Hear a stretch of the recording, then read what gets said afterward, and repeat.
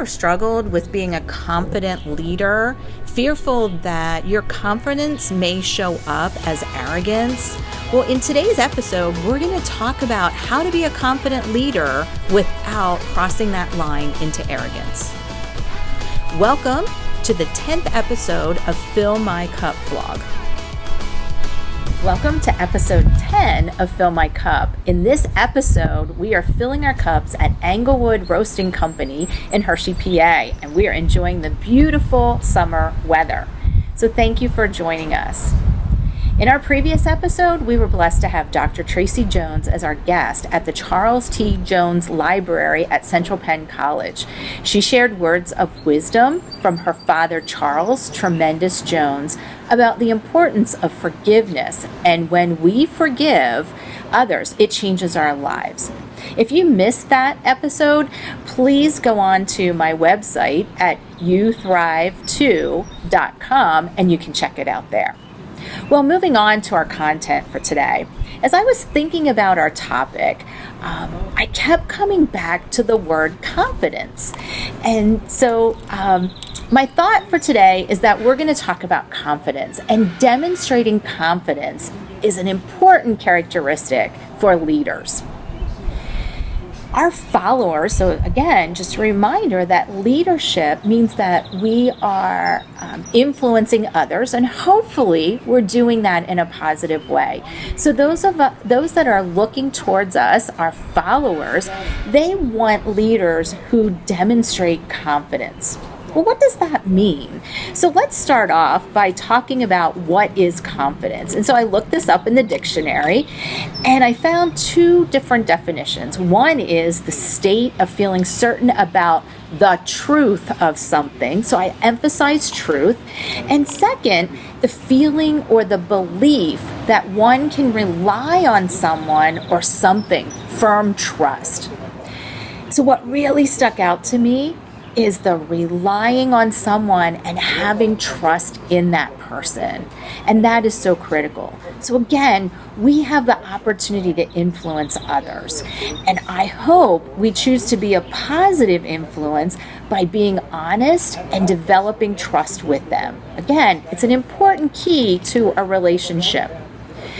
But here's where I struggle with confidence. What happens when our behavior moves from being confident to being arrogant? And so this is something that I've struggled with, because how do I demonstrate confidence, but I'm not perceived as being arrogant? So I looked up some more definitions.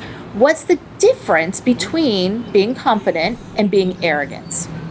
And so when we talk about confidence, it's a positive quality in which leaders are self-aware and are open and honest about their strengths and their weaknesses. They're not insecure.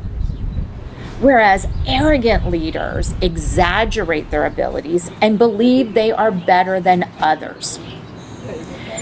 Confident leaders will recognize the achievement of their team members, whereas arrogant leaders focus on their own achievements and they take credit for their team members. And the reason is arrogant leaders are insecure and they want to hide their weaknesses and their insecurities. Another sign that I look for between a confident leader and an arrogant leader is when they are speaking, do they use I did this, I, or are they saying, we did this, we stepped up and did this? And so they're giving other people credit on their team. So as leaders, our goal is to be described as confident, not arrogant. But sometimes others may view our confidence as arrogance. So then I thought, okay, well, how do we demonstrate confidence without crossing that line into arrogance? Let me get vulnerable with you for a minute. This is something that I have struggled with because I don't want to be seen as arrogant. And I don't want others to think that I'm arrogant. And so maybe I step back from demonstrating confidence because I don't want to cross that line. So as I thought more about this, And I thought about that line. How do I know where that line is? So I began thinking about others that are leaders that I admire. And who are those leaders that demonstrate confidence and not arrogance, who I see as confident but not arrogant? So I'm going to give you 15 seconds to think about a leader who is confident but not arrogant. Okay? Ready, set, go.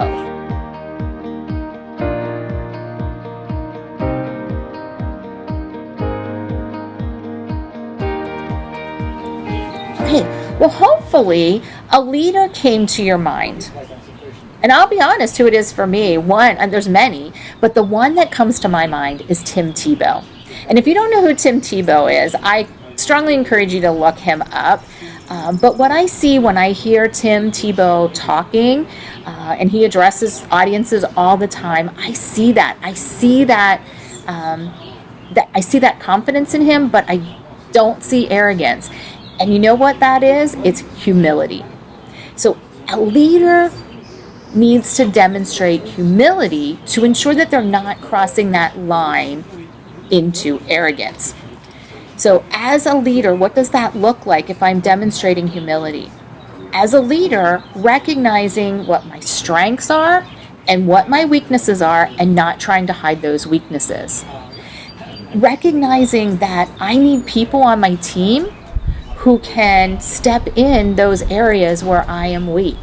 And this has been something that I've been learning over the last couple months and really stepping back and saying, I need to give people opportunities who don't necessarily, who have the skills that I don't necessarily have. And so we need to put people on our teams that have that diverse skill set and not putting people on our teams that are just like me. But we need to have that diverse skill set. And there are people that are better in certain areas than I am. And that's great, and that should be celebrated.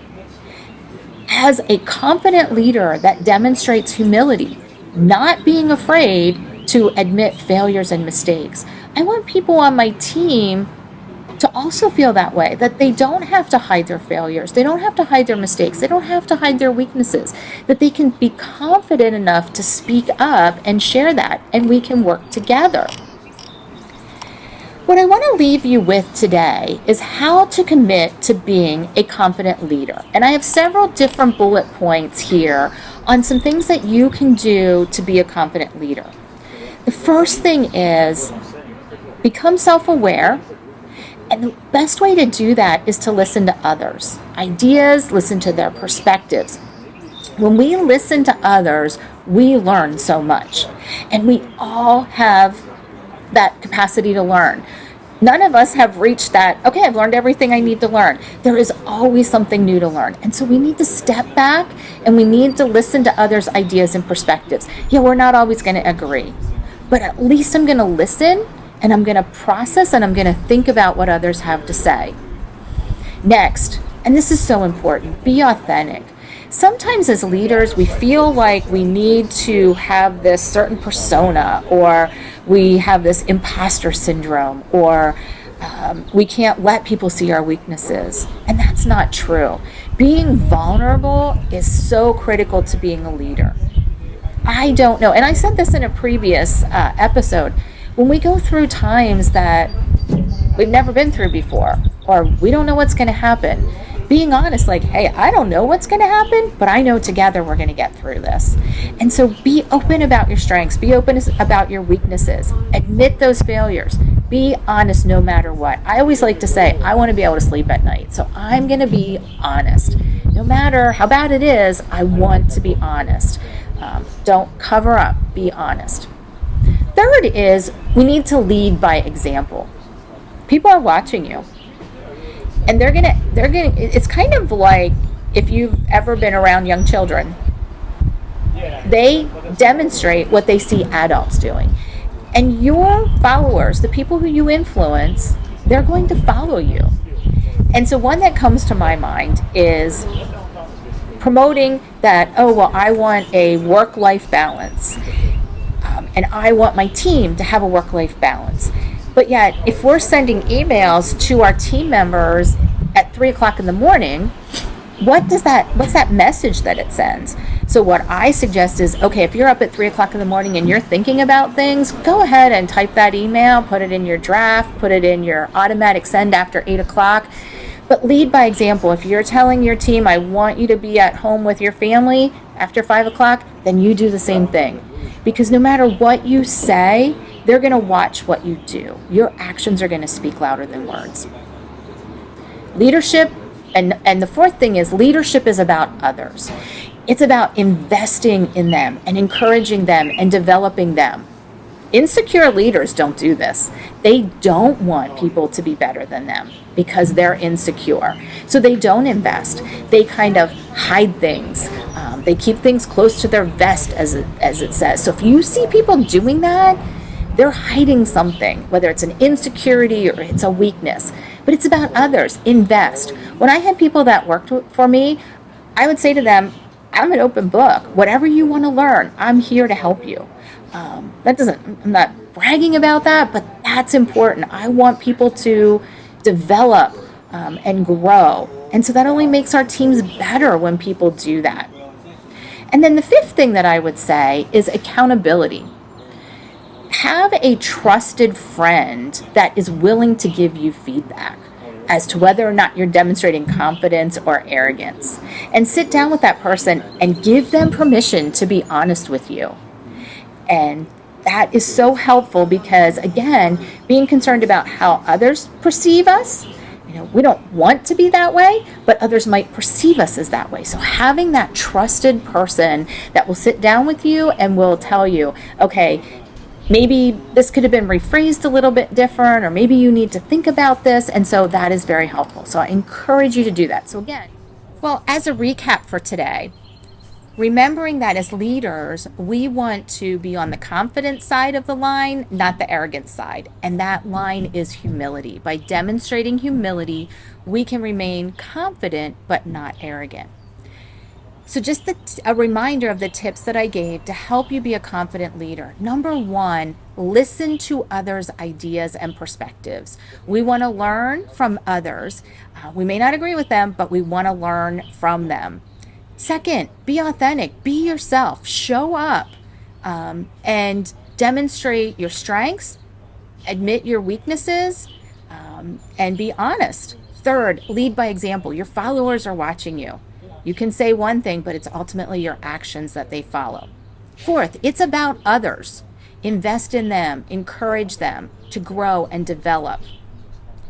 Arrogant leaders do not invest in others. And then last, have an accountability partner.